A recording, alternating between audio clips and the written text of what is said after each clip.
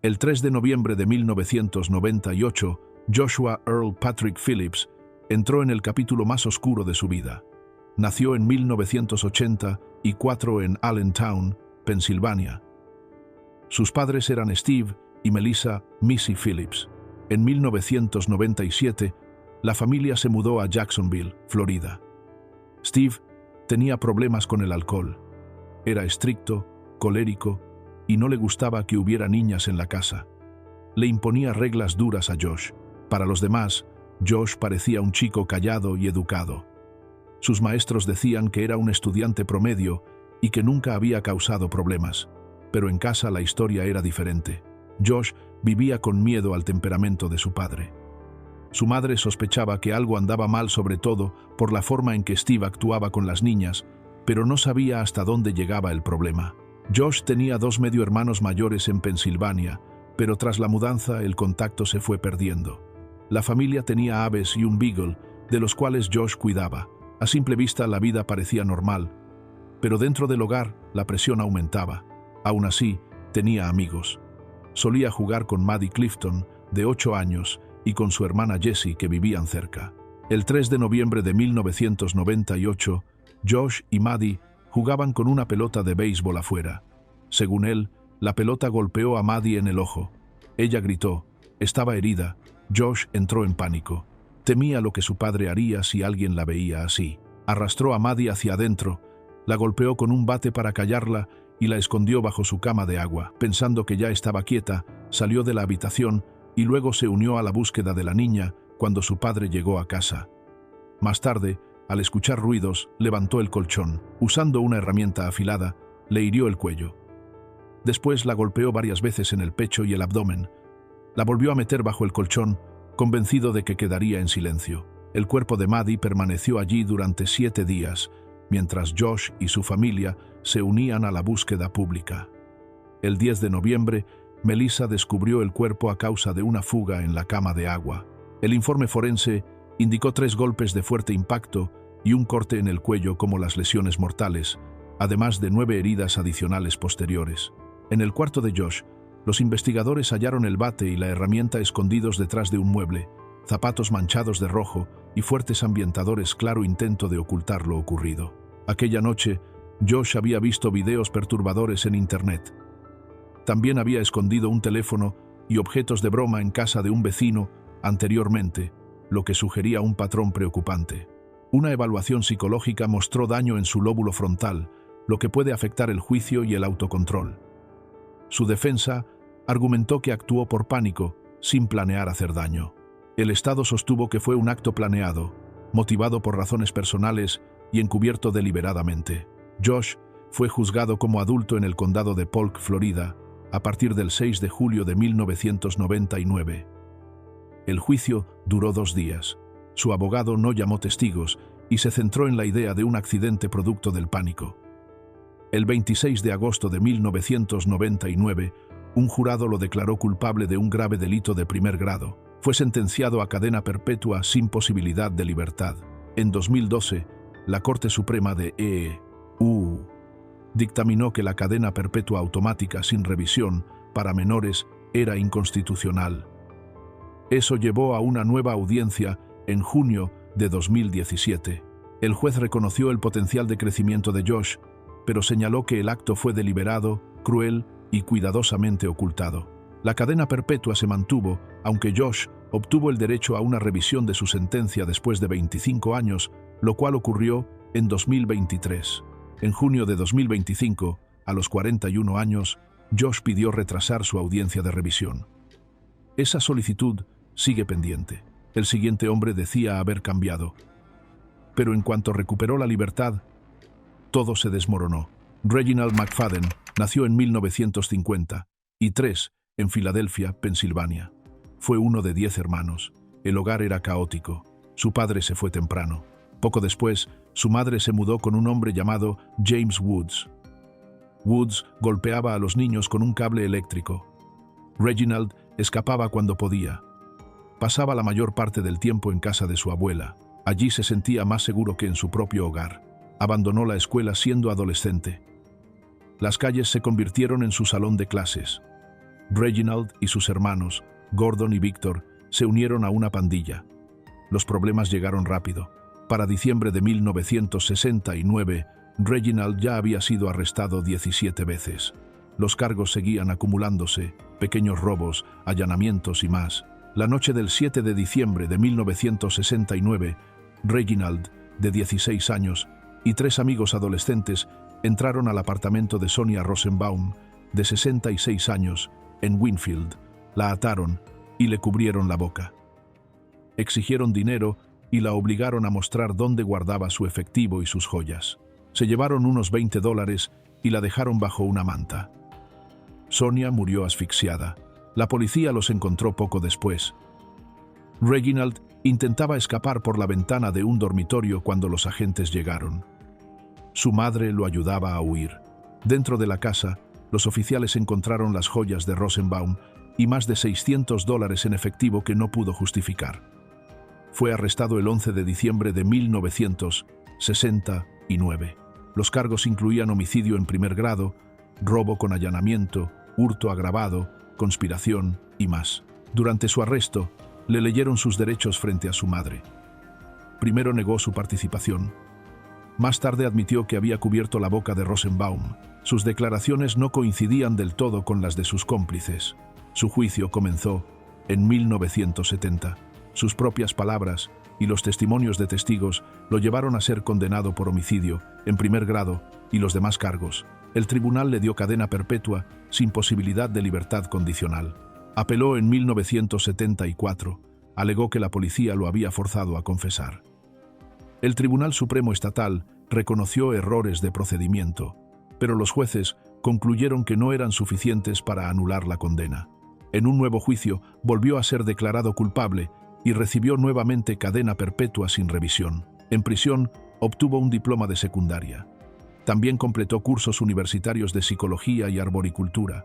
Se mantuvo sin problemas durante 8 años antes de empezar a pedir su liberación. Solicitó reducción de sentencia varias veces. En 1992, la Junta de Libertad Condicional votó 4-1 a favor de reducir su condena. El gobernador Robert Casey Sr. aprobó el cambio en marzo de 1994. McFadden salió libre el 7 de julio de 1994. Se mudó a Nueva York bajo estricta supervisión. Vivió en una casa de transición y hacía trabajos ocasionales, pero en menos de 3 meses todo se salió de control. Comenzó una serie brutal de delitos en 2 estados. El 6 de septiembre de 1994, obligó a Robert Silk, de 42 años, a subir a su auto cerca de Elmont, Nueva York. Lo golpeó hasta acabar con su vida y dejó su cuerpo en un arroyo. Semanas después conoció a Jeremy Brown, de 55 años, en Nyack, Nueva York. La obligó a entrar en su coche, le robó dinero y la retuvo por horas. Ella sobrevivió, pero quedó profundamente traumatizada. Días después, conoció a Margaret Kierer, de 78 años. La obligó a subir a su vehículo, la hirió con un objeto cortante, la asfixió y se llevó sus pertenencias. Ella no sobrevivió. La policía lo rastreó a través de retiros en cajeros automáticos hechos con las tarjetas bancarias de las víctimas. Cámaras de vigilancia lo mostraban usándolas. El 6 de octubre de 1994, los agentes lo arrestaron. Le encontraron joyas pertenecientes a las víctimas. Fue juzgado en Nueva York en agosto de 1995. Lo condenaron por robo a mano armada y agresión por lo hecho a Brown. El tribunal le dio entre 37 años y medio y 75 años. En septiembre, admitió ser culpable por la muerte de Kierer. Le dijo a su abogado: «Acaba con esto». En marzo de 1996 recibió 2 cadenas perpetuas más, cada una con al menos 25 años antes de cualquier revisión. Brian y David crecieron en una familia unida de testigos de Jehová en Salisbury Township, condado de Lehigh, Pensilvania.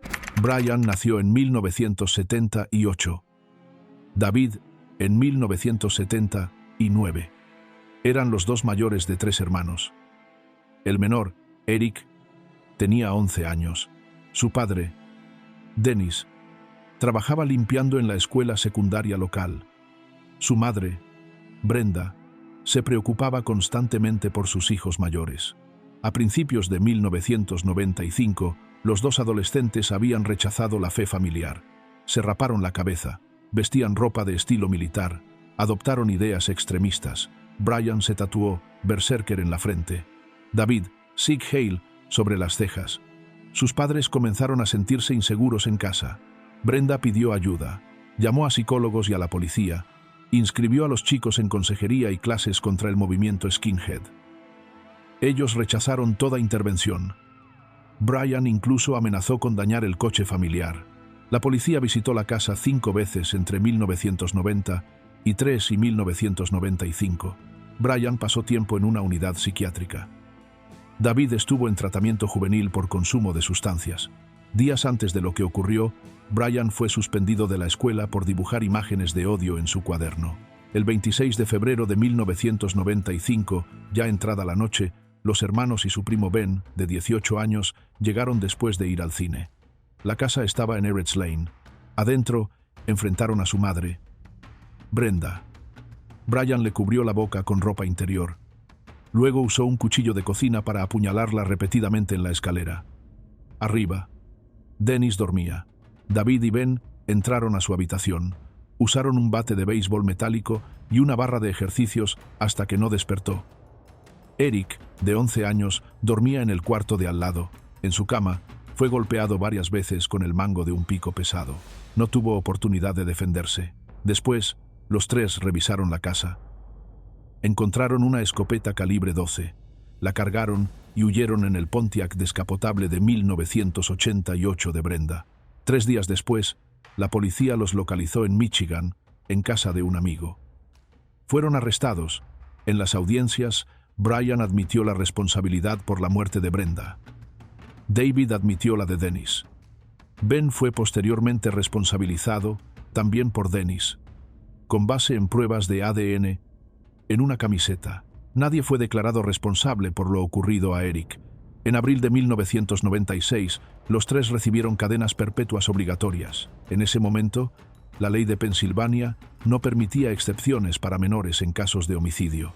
En febrero de 2024, casi 29 años después, un fallo de la Corte Suprema abrió una pequeña puerta de esperanza. El 21 de febrero de 2024, Brian, ya con 46 años, y David, 45, fueron resentenciados.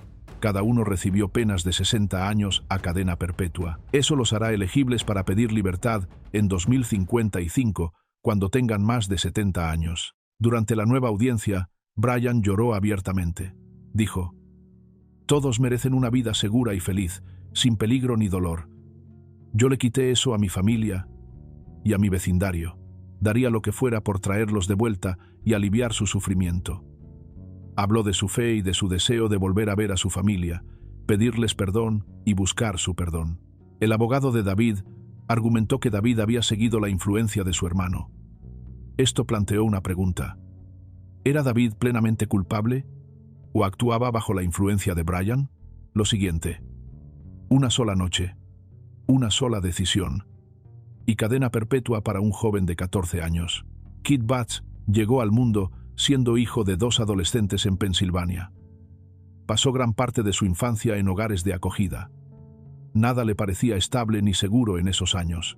A los 14, su vida cambió de una manera que nunca pudo deshacer. En 2007, él y otro adolescente salieron con la idea de quitarle dinero y pertenencias a un compañero. Durante el enfrentamiento, se disparó un arma. Esa noche, otro joven perdió la vida. Kid era quien sostenía la pistola. Una vida terminó, y la suya tomó un rumbo del que no habría retorno. Expertos que estudian casos como el suyo señalan muchos factores: vínculos familiares rotos, el desgaste del sistema de acogida y amistades que veían la agresión como algo normal. ¿Un sistema de apoyo más fuerte lo habría llevado a decidir distinto? Nunca lo sabremos. Pero esa noche, él apretó el gatillo. Fue juzgado como adulto en el condado de Northampton. El juez lo declaró culpable de homicidio en primer grado. Según la ley de Pensilvania en ese entonces, ese veredicto tenía una sola consecuencia: cadena perpetua sin posibilidad de libertad. El 22 de octubre de 2007, con solo 14 años, Kidd recibió esa sentencia. Se convirtió en una de las personas más jóvenes del país en recibirla. Ese castigo no permitía que el tribunal tomara en cuenta su juventud, su origen, ni la posibilidad de que pudiera cambiar. Lo trató igual que a un adulto. Su caso, más tarde, ayudó a cambiar las reglas. En 2012, la Corte Suprema de EU dictaminó que era injusto dar automáticamente cadena perpetua a menores sin permitir que los jueces consideraran su edad y su capacidad de rehabilitación. En 2016, esa decisión se hizo retroactiva, impactando casos ya cerrados. En 2017, el máximo tribunal de Pensilvania ordenó revisar la sentencia de Batts. Dijeron que merecía una nueva audiencia. En ella, los fiscales debían probar que era una persona irrecuperable, una vara muy difícil de alcanzar. Hoy, Kidd sigue tras las rejas. Pero ahora tiene una oportunidad real de recibir una condena distinta. Su nueva sentencia podría ser por un número fijo de años, con posibilidad de salir después. También puede apelar si considera injusta esa decisión. ¿Qué decidirá su futuro? Los jueces evaluarán qué tan joven era, las dificultades que vivió, cómo se ha comportado en prisión y qué evidencia existe de quién es ahora. ¿Puede un adolescente sentenciado como adulto demostrar que ya no representa un peligro? Esa es precisamente la pregunta que la ley exige responder. Febrero. Warner Beatty Jr., de 15 años, tomó una decisión que nunca podría deshacer. Era un adolescente afroamericano de Filadelfia, nacido en 1960, criado en un vecindario obrero. Los detalles sobre su familia son escasos. Los reportes judiciales lo describen como un joven perdido, sin rumbo claro. Había tenido problemas antes, pero nunca enfrentó un cargo tan grave hasta ese invierno. La noche del 1 de febrero de 1975, Warner y un amigo, Donald Rivera, atrajeron a Betty Marie Ilgenfritz Bradford, de 26 años, a una casa vacía. Todo se salió de control muy rápido. Ambos adolescentes comenzaron una golpiza brutal. La golpearon una y otra vez hasta dejarla inmóvil. Luego, Betty prendió fuego a su cuerpo. Un acto de extrema crueldad. El tribunal más tarde sugirió que lo hicieron para ocultar lo ocurrido. La verdadera razón de sus acciones sigue siendo un escalofriante misterio. Dos adolescentes, apenas salidos de la escuela media, tomaron una decisión que terminó en tragedia irreversible. En ese momento, tal vez pensaron que dañar a alguien sería una salida, pero lo que siguió fue fuego y la pérdida de la vida de Betty. Warner fue arrestado el 6 de febrero en York, Pensilvania. El 25 de noviembre de 1975 compareció ante un juez como un chico de 15 años acusado de homicidio. Se declaró culpable. Una audiencia en abril de 1976 confirmó su responsabilidad por homicidio en primer y segundo grado. El juez lo condenó a cadena perpetua, sin posibilidad de libertad. El juez explicó que la golpiza y el incendio demostraban una negativa total a asumir responsabilidad. Dijo que la crueldad había destruido cualquier esperanza de futuro para Warner. Esperaba que la sentencia sirviera de advertencia para otros. Con los años, los tribunales comenzaron a cuestionar si alguien tan joven debía quedar encerrado para siempre.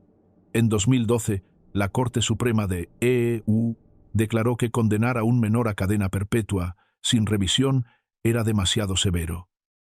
Esa decisión cambió el panorama en todo el país.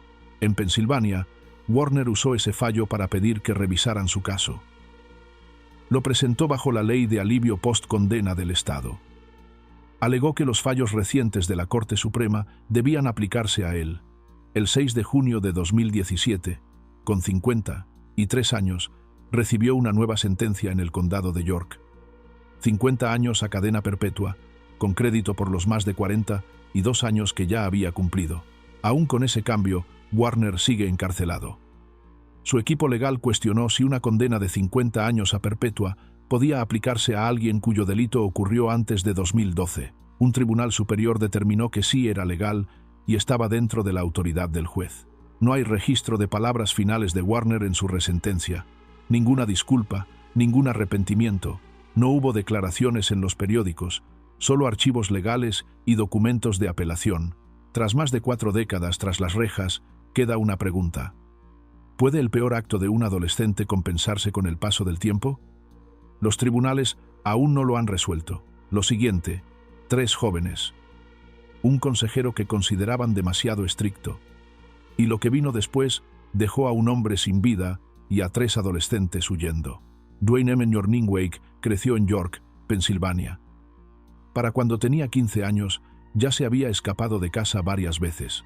Fue colocado en el Hogar Infantil de York, un centro que atiende a jóvenes con dificultades en sus hogares. Registros judiciales muestran que ya había tenido enfrentamientos previos con la policía local, ignoró los intentos de sus padres y de varias agencias de ayudarlo a cambiar. Los detalles sobre su vida familiar son escasos fuera de las transcripciones judiciales. Su madre lo apoyaba y hasta habló en su favor durante las audiencias. Tras ser informado de sus derechos, Dwayne pidió hablar con ella antes de responder más preguntas. La noche del 18 de junio de 1988, Dwayne tenía casi 16 años.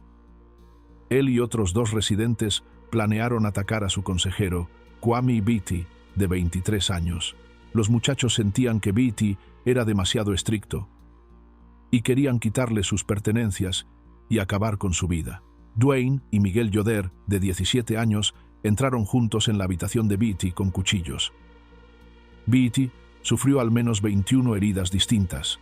Michael Lehman, de 14 años, se quedó en la puerta vigilando por si alguien se acercaba. Después, los 3 huyeron a Harrisburg. Allí abandonaron los cuchillos y la ropa manchada. Usaron el dinero robado para comprar boletos de autobús de regreso a York. La policía los arrestó al día siguiente. En su juicio de 1990, Dwayne enfrentó cargos por el hecho grave, robo, allanamiento y conspiración. Su defensa se centró en su edad y en la influencia de sus compañeros. Argumentaron que no podía ser rehabilitado en un tribunal de menores y que debía ser juzgado como adulto. Los testimonios revelaron que el enojo contra las reglas estrictas de Beatty y la fuerte presión de grupo fueron los principales motivos. Aún así, el plan había sido premeditado. Trepar por una ventana del segundo piso e ir directo al cuarto de Beatty. Durante los interrogatorios, los oficiales le recordaron sus derechos 3 veces. Luego, dio una declaración grabada admitiendo que él, Yoder y Lehman habían atacado a Beatty con cuchillos. El tribunal determinó que su confesión fue libre y consciente. El jurado lo declaró culpable de todos los cargos. En 1990, recibió cadena perpetua sin posibilidad de libertad anticipada por el cargo principal.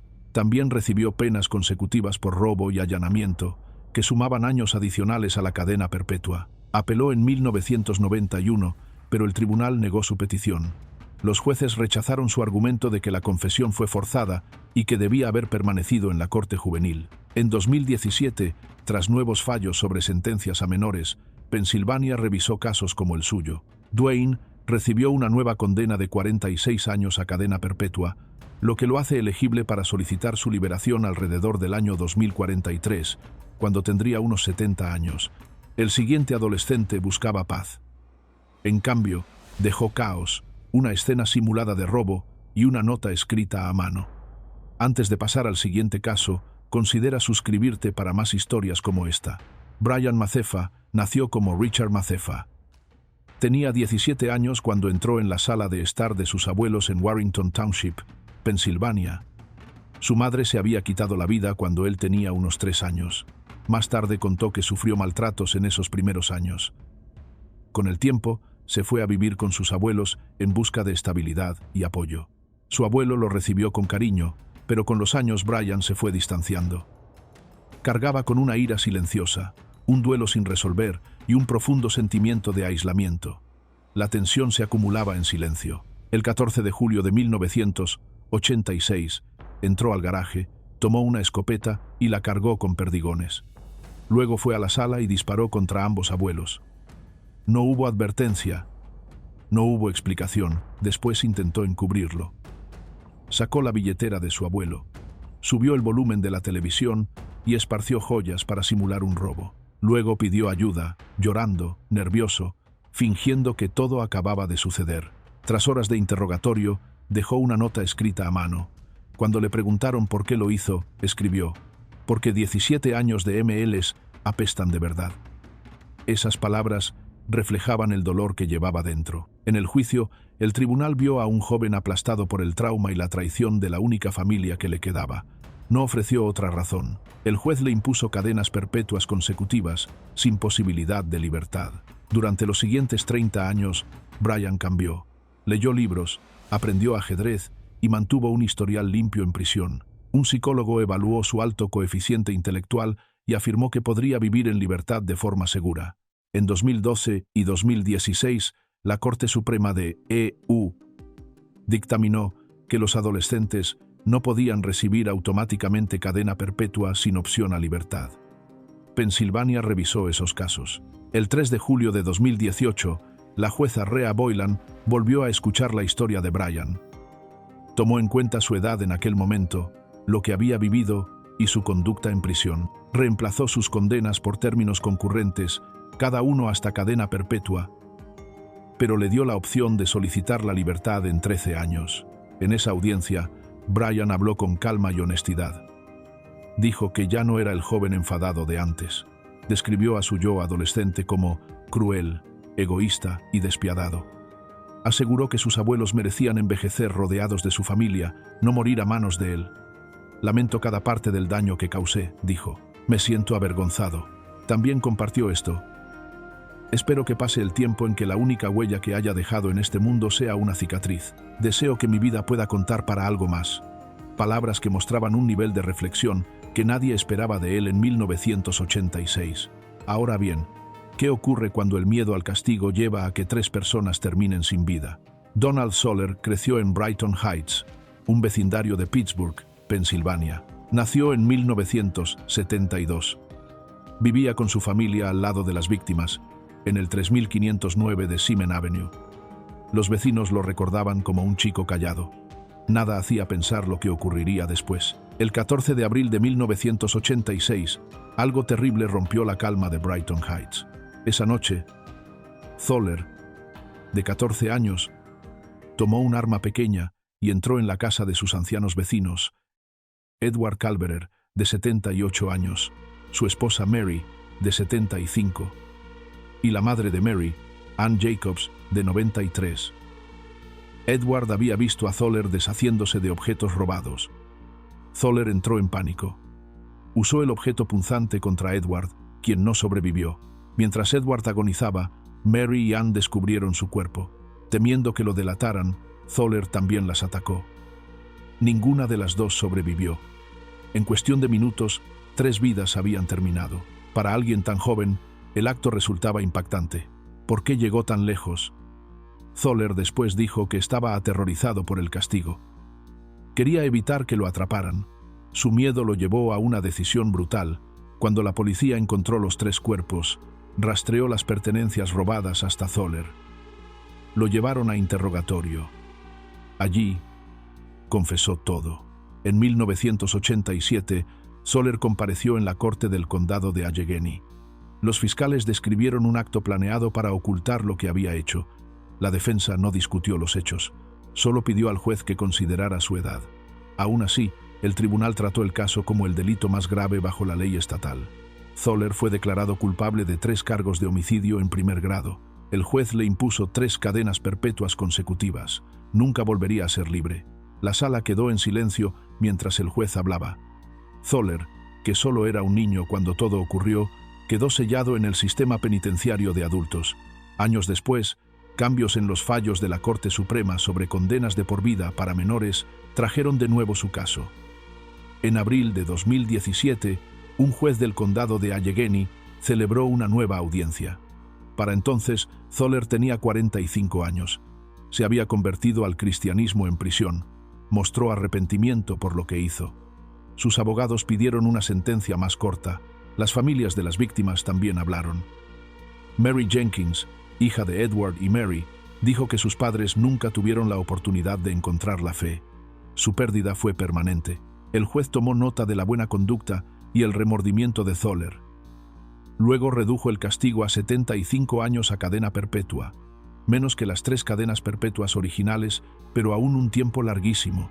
Bajo este fallo, Soller permanecerá encerrado hasta la vejez, con solo una mínima esperanza de libertad en un futuro lejano. El siguiente adolescente fue adoptado por una familia respetada. Pero a los 17 años, ayudó a destruirla desde dentro. Michael Lee Bourgeois, Nació el 14 de abril de 1984 en Pensilvania. Fue adoptado de bebé y creció en Ephrata, en el condado de Lancaster. Sus padres adoptivos, Lucy y Terry Smith, eran muy respetados. Lucy era directora de una escuela primaria y Terry dirigía un negocio local. Desde afuera, su hogar parecía tranquilo y seguro. De adolescente, Michael empezó a juntarse con un grupo de jóvenes que lo llevarían por un camino oscuro. Para mediados de su adolescencia, ya pasaba tiempo con Landon May, Steven Estes y Drenea Rodríguez. En septiembre de 2001, los cuatro llevaron a cabo un plan para entrar en la casa de los Smith. Dijeron que iban a robar, pero una vez dentro todo cambió. Michael y Landon obligaron a Lucy y Terry a tirarse al suelo. Usaron cinta adhesiva para atarles las manos y los pies. Lo que comenzó como un robo se convirtió en una pesadilla brutal. Lucy fue baleada, luego apuñalada más de 50 veces, golpeada con un televisor y finalmente asfixiada. Terry sufrió un horror similar: 47 heridas, 5 disparos y falta de aire. Los reportes médicos muestran que el tormento duró horas. Lucy también fue violada antes de ser asfixiada. Sus últimos momentos estuvieron llenos de miedo y dolor. En el juicio, Michael admitió que él había ideado el plan. Cuando le preguntaron por qué dañó a Lucy, respondió: «Decidí que quería deshacerme de ellos. Sabía que lo que hacía estaba mal, pero aún así lo llevó a cabo». Esa mezcla de conciencia y elección mostraba cuán perdida estaba su mente. A finales de 2001, Michael fue acusado de 2 cargos de homicidio en primer grado, invasión de hogar, robo, conspiración y delitos relacionados. Landon May fue juzgado primero y recibió la pena más dura posible. Michael eligió otro camino. En enero de 2003, se declaró culpable de los 2 homicidios y aceptó testificar contra sus amigos. A cambio, recibió 2 cadenas perpetuas sin posibilidad de libertad, más 10 a 20 años adicionales por los demás cargos. El juez aceptó su acuerdo el 27 de enero de 2003. Michael renunció a su derecho a un informe previo a la sentencia y no apeló. Su condena quedó firme el 26 de febrero de 2003. En 2012, la Corte Suprema de EEUU declaró inconstitucionales las condenas automáticas de por vida para jóvenes delincuentes. Michael solicitó nuevas audiencias bajo la ley estatal. Su caso fue revisado varias veces. En 2017, tras otro fallo de la Corte que aplicó el cambio de manera retroactiva, su caso volvió a la Corte. El condado dejó de pedir cadenas perpetuas sin libertad condicional. Ese noviembre, un juez lo condenó nuevamente a 2 penas consecutivas de 40 años a cadena perpetua, un total de 80 a cadena perpetua. Muchos lo vieron casi igual que antes. Michael pidió que esas 2 penas corrieran al mismo tiempo, lo que le permitiría pedir la libertad después de 35 años. El juez se negó. En abril de 2019, el Tribunal Superior de Pensilvania coincidió en que una pena de 40 años a cadena perpetua no era lo mismo que una sin libertad condicional. Sus apelaciones posteriores fracasaron. En junio de 2025, la Corte más alta del estado negó su último recurso. A continuación, $15, un televisor y un cuerpo sin vida. Jeffrey Christina nació en 1960. Creció en Lawrenceville, un vecindario de Pittsburgh, Pensilvania. Antes de cumplir 16 años, no tuvo un apoyo sólido en su hogar. Casi no hay registros sobre hermanos o padres. No apareció en la vida pública hasta el hecho que lo llevó a su caso. El 10 de diciembre de 1975, Jeffrey tenía 16 años. Él y un amigo, William Pirozzi, forzaron la entrada a un edificio de apartamentos. Dañaron el panel frontal de la entrada. Christina se arrastró hacia adentro y abrió la puerta principal para Pirozzi. Él se quedó en el área de ingreso mientras Pirozzi entraba al apartamento de Frank Slazinski, un hombre de 83 años, jubilado de la industria del acero. Minutos después, los vecinos encontraron a Slazinski gravemente herido. Falleció 4 días después a causa de esas lesiones. Christina dijo que solo hacía de vigilante. Pirozzi más tarde testificó que Christina golpeó varias veces a Slazinski con una porra pequeña. Ese detalle se convirtió en la gran duda del juicio. Christina solo observó o también agredió a Slazinski. Durante el robo, Ambos se llevaron $15 y un televisor pequeño. Cristina admitió haber participado en el robo, pero negó haber lastimado a Slazinski, asegurando que se fue antes de que las cosas empeoraran. Pirosi, en varias declaraciones, insistió en que Cristina también participó en la agresión. El motivo parecía simple: un robo oportunista de dos adolescentes buscando dinero rápido y aparatos pequeños. No había evidencia de un plan más elaborado ni de una necesidad a largo plazo. Cristina fue juzgado en junio de 1976, con 17 años. Enfrentó cargos de robo y homicidio en segundo grado. El jurado lo declaró culpable de ambos. En 1978, la Corte Suprema de Pensilvania ratificó el veredicto y confirmó la cadena perpetua obligatoria sin libertad condicional. Décadas después, esa sentencia cambió. En 2012, la Corte Suprema de EU dictaminó que los menores no podían recibir automáticamente cadena perpetua sin libertad condicional. Esa decisión aplicaba a casos como el de Cristina. En diciembre de 2016, tras casi 41 años en prisión, su condena se redujo a 20 años a cadena perpetua, lo que le dio la posibilidad de salir libre. El 3 de diciembre de 2016, a los 58 años, salió de la cárcel. Describió ese día como surreal y difícil de creer. Su sobrina Melanie dijo: «Hemos esperado este día, hemos rezado, nuestras oraciones por fin fueron respondidas». Su hermano Tony agregó: «Desde que lo encarcelaron, la familia nunca volvió a ser la misma, pero ahora, por fin habrá una Navidad en familia». El propio Cristina comentó: «Voy a disfrutar la vida, a mi familia y a tomar las cosas un día a la vez». El siguiente parecía un adolescente normal, hasta que sonó la alarma contra incendios. Alex Rival nació el 1 de octubre de 1997. Creció en una casa suburbana común en Murrysville, Pensilvania, junto a sus padres y un hermano menor. Quienes los conocían decían que era un hogar estable y afectuoso. Sus padres participaban en actividades comunitarias. Más tarde, su abogado los comparó con una familia feliz de televisión. Nadie notó señales de oscuridad en la mente de Alex. En la escuela, Alex era callado y reservado. No causaba problemas. ¿Cómo un adolescente, aparentemente normal, podía llevar a cabo tal acto? Desde quinto grado, Alex se sentía triste y solo. En la secundaria, volvió a pensar en terminar con su vida. Los investigadores hallaron su cuaderno lleno de anotaciones preocupantes. Una entrada, fechada el 6 de abril de 2014, citaba mitología nórdica. Decía que no podía esperar a ver el terror en los rostros de los estudiantes cuando supieran que sus vidas serían arrebatadas. Los llamaba plebeyos, personas comunes a las que consideraba inferiores. También escribió sobre Eric Harris y Dylan Klebold, responsables de la masacre en Columbine High School. Planeó su ataque para el cumpleaños de Harris, el 9 de abril.